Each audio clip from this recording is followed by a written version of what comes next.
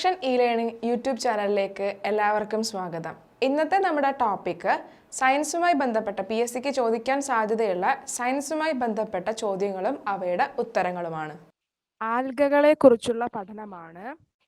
Options A algology, B mycology, C phycology, D anthology. Study of algae is known as phycology. ആൽഗകളെ കുറിച്ചുള്ള പഠനമാണ് എന്ത്? Phycology. ആൽഗോളജി എന്ന് പറഞ്ഞിട്ടുള്ളൊരു ശാഖ ഇല്ല. മൈക്കോളജി എന്ന് പറഞ്ഞാൽ it is the study of fungus. ഫംഗസുകളെ കുറിച്ചുള്ള പഠനമാണ് എന്ത്? മൈക്കോളജി എന്ന് പറയുന്നത്. ആന്തോളജി എന്ന് പറഞ്ഞാൽ it is the study of flowers. ഫ്ലവേഴ്സിനെ കുറിച്ചുള്ള പഠനമാണ്, പൂക്കളെ കുറിച്ചുള്ള പഠനമാണ് എന്ത്? ആന്തോളജി എന്ന് പറയുന്നത്. അതുപോലെ പുല്ലിനെ കുറിച്ചുള്ള പഠനമാണ് അഗ്രസ്റ്റോളജി. പുല്ലുകളെ കുറിച്ചുള്ള പഠനമാണ് അഗ്രസ്റ്റോളജി. വൃക്ഷങ്ങളെ കുറിച്ചുള്ള പഠനമാണ് ഡെൻഡ്രോളജി. വൃക്ഷങ്ങളെ കുറിച്ചുള്ള പഠനമാണ് എന്ത്? ഡെൻഡ്രോളജി. അതുപോലെ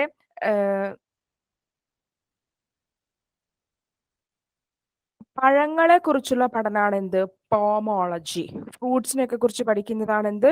പോമോളജി. എന്നാലും ഫ്രൂട്ട്സും അതുപോലെ വെജിറ്റബിൾസും ഒക്കെ കൾട്ടിവേറ്റ് ചെയ്യുന്നതിനെ നമ്മൾ ഒലറി കൾച്ചർ എന്നാ പറയാ. ഫ്രൂട്ട്സും വെജിറ്റബിൾസും ഒക്കെ കൾട്ടിവേറ്റ് ചെയ്യുന്നതിന് എന്താ പറയാ? ഒലറി കൾച്ചർ എന്നാണ്. Okay, next question. സാർസ് രോഗം ശരീരത്തിന്റെ ഏത് ഭാഗത്തെയാണ് ബാധിക്കുന്നത്? അത് ശ്വാസകോശത്തിനെ ബാധിക്കുന്ന അസുഖമാണ്. വായുവിലൂടെ പകരുന്ന രോഗമാണ് എന്ത്? സാർസ് എന്ന് പറയുന്നത്. ഓക്കെ, അപ്പൊ വായുവിലൂടെ പകരുന്ന രോഗങ്ങളൊക്കെ ബാധിക്കുന്നത് ശ്വാസകോശത്തിനെ ആയിരിക്കും. അതാണ് ക്ഷയം ബാധിക്കുന്നത് ശ്വാസകോശത്തിനെയാണ്. അതുപോലെ നമ്മൾ കഴിക്കുന്ന മലിനമായിട്ടുള്ള ആഹാരത്തിലൂടെയും അതുപോലെ വെള്ളത്തിലൂടെയൊക്കെ രോഗാണുക്കൾ ശരീരത്തിൽ എത്തിയിട്ടുണ്ടെങ്കിൽ അത് ബാധിക്കുന്നത് ചെറുകുടലിനെ ആയിരിക്കും. ഓക്കെ, അപ്പോൾ ഈ വായുവിലൂടെ പകരുന്ന മറ്റു രോഗങ്ങൾക്ക് ഉദാഹരണമാണ് വസൂരി, ചിക്കൻ പോക്സ്, അഞ്ചാം പനി അഥവാ മീസൽസ്, ആന്ത്രാക്സ്, ജലദോഷം, മുണ്ടിനീര് അഥവാ മംസ്, ഡിഫ്തീരിയ, വില്ലൻ ചുമ. ഇതൊക്കെ വായുവിലൂടെ പകരുന്ന രോഗങ്ങളാണ്. ജലത്തിലൂടെ, അതായത് മലിനമായിട്ടുള്ള കണ്ടാമിനേറ്റഡ് ആയിട്ടുള്ള വാട്ടർ ആൻഡ് ഫുഡ് വഴി പകരുന്ന രോഗങ്ങളാണ് കോളറ, ടൈഫോയിഡ്, പോളിയോ, അതുപോലെ ഹെപ്പറ്റൈറ്റിസ്, ഡിസെൻട്രി. അതൊക്കെ എന്താണ്? ഈ നമ്മളെ മലിനമായിട്ടുള്ള ഭക്ഷണത്തിലൂടെ പകരുന്ന രോഗങ്ങളാണ്. അടുത്ത ചോദ്യം, എലിയുടെ ശരീരത്തിലെ ക്രോമസോമുകളുടെ എണ്ണം എത്ര? അത് 42 ആണ് ആൻസർ വരിക. നമുക്ക് എത്രയാണ്? ഹ്യൂമൻ ബീങ്സിന്റെ കേസിലാണെങ്കിൽ എത്രയാണ് വരിക? അത് 46 ആണ് വരിക. അപ്പം ഈ 46 വരുന്ന ചേഞ്ച് ചില സമയത്ത് അതിന് ജനിതക രോഗങ്ങളാണത്. അത് 47 ആവാം, അല്ലെങ്കിൽ 45 ആണ്. നോർമൽ കേസിൽ 46 ആണ് വരിക. പക്ഷേ നമുക്കറിയാം ഹ്യൂമൻ ബീങ്സിന്റെ കേസിൽ 44 സ്വരൂപ ക്രോമസോമുകൾ അല്ലെങ്കിൽ ഓട്ടോസോമുകളും 2 സെക്സ് ക്രോമസോമുകളും ആണ് വരിക. മെയിൽ ആണെങ്കിൽ XY ആണ് വരിക. ഓക്കെ, ഫീമെയിൽ ആണെങ്കിൽ 44 ഓട്ടോസോംസ് അല്ലെങ്കിൽ സ്വരൂപ ക്രോമസോമുകൾ പ്ലസ് XX ആണ് വരിക. ഓക്കെ, എങ്ങനെയായാലും അത് എത്ര തന്നെയാണ്? 46 ആണ് ടോട്ടൽ നമ്പർ വരുന്നത്. എന്നാൽ മനുഷ്യരില് 44 സ്വരൂപ ക്രോമസോമുകൾക്ക് പകരം 45 സ്വരൂപ ക്രോമസോമുകൾ വരുന്നതാണ് എന്ത്? ഡൗൺ സിൻഡ്രോം അഥവാ മംഗോളിസം എന്ന് പറയുന്നത്. അതായത് ആ കേസിൽ 45, ശരിക്കും 44 ആണ് വരേണ്ടത്, പക്ഷെ 45 സ്വരൂപ ക്രോമസോമുകൾ അല്ലെങ്കിൽ ഓട്ടോസോംസ് പ്ലസ് അത് സ്ത്രീ നോർമൽ സെക്സ് ക്രോമസോം കറക്റ്റ് ആയിരിക്കും, XX ആവാം അല്ലെങ്കിൽ XY ആവാം. അതാണ് എന്ത്? ഡൗൺ സിൻഡ്രോം എന്ന് പറയുന്നത്.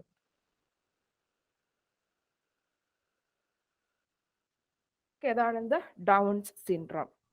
എന്നാൽ ഈ സെക്സ് ക്രോമസോമിൽ മാറ്റങ്ങൾ വരാം. സെക്സ് ക്രോമസോമിൽ മാറ്റങ്ങൾ വരുന്നത് അത് ഒന്ന് കൂടാം അല്ലെങ്കിൽ കുറയാം. അവിടെ എന്തായിരിക്കും? ആ കേസിൽ എന്തായിരിക്കും? ഓട്ടോസോംസ് അഥവാ സ്വരൂപ ക്രോമസോമുകൾ 44 തന്നെയായിരിക്കും. ഇൻ കേസ് ഓഫ് ഫീമെയിൽസിന്റെ കേസിൽ ഒരു X ക്രോമസോം കുറഞ്ഞാൽ അതിനെയാണ് നമ്മൾ ടർണേഴ്സ് സിൻഡ്രോം എന്ന് പറയാം. അത് 44 ഓട്ടോസോംസ് തന്നെയായിരിക്കും, പക്ഷെ XX പകരം അവിടെ എന്തായിരിക്കും? X0 ആയിരിക്കും വരിക. അതെന്താണ്? ടർണേഴ്സ് സിൻഡ്രോം ആണ്.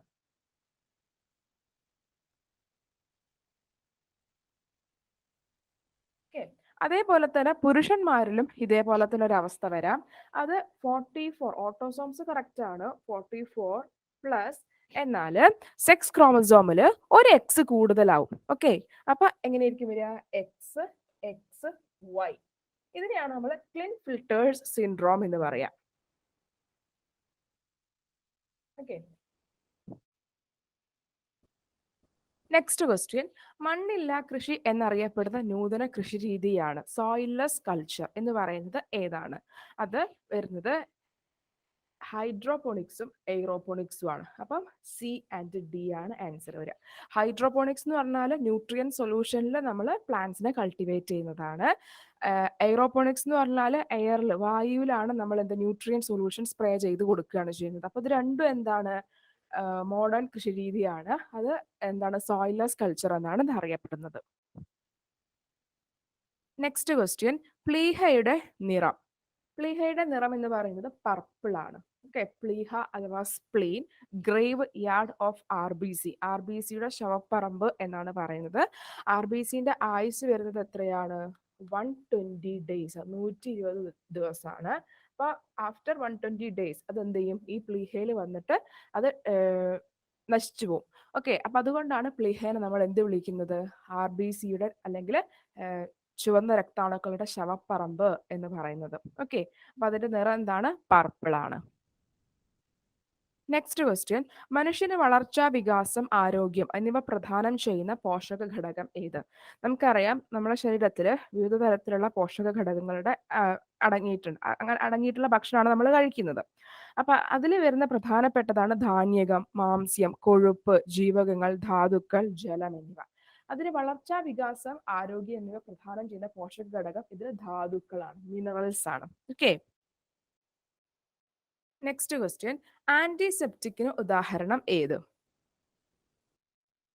ഓക്കെ, നമുക്കറിയാം ഈ മരുന്നിൽ തന്നെ, മെഡിസിൻസിൽ തന്നെ വരുന്ന കുറച്ച് കാറ്റഗറിയാണ്.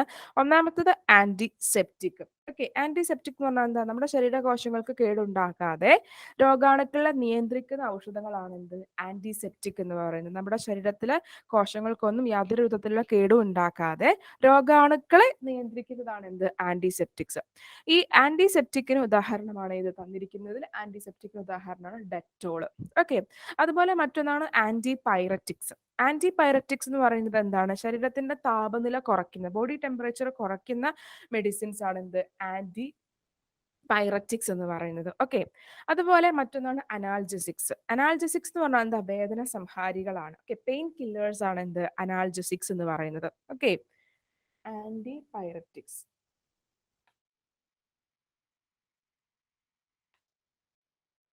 ശരീര താപനില കുറയ്ക്കാൻ വേണ്ടി ഉപയോഗിക്കുന്നതാണ് എന്ത്? ആന്റിപൈററ്റിക്സ് എന്ന് പറയുന്നത്. അതുപോലെ അനാൽജസിക്സ്. അനാൽജസിക്സ് എന്ന് പറയുന്നത് എന്താ? വേദന സംഹാരികളാണ്. പിന്നെ നമ്മൾ പറഞ്ഞു ആന്റിസെപ്റ്റിക്സ്. അതുപോലെ ആന്റിബയോട്ടിക്. ആന്റിബയോട്ടിക്സ് എന്ന് പറഞ്ഞാൽ ബാക്ടീരിയകളെ നശിപ്പിക്കാൻ വേണ്ടിയിട്ട്.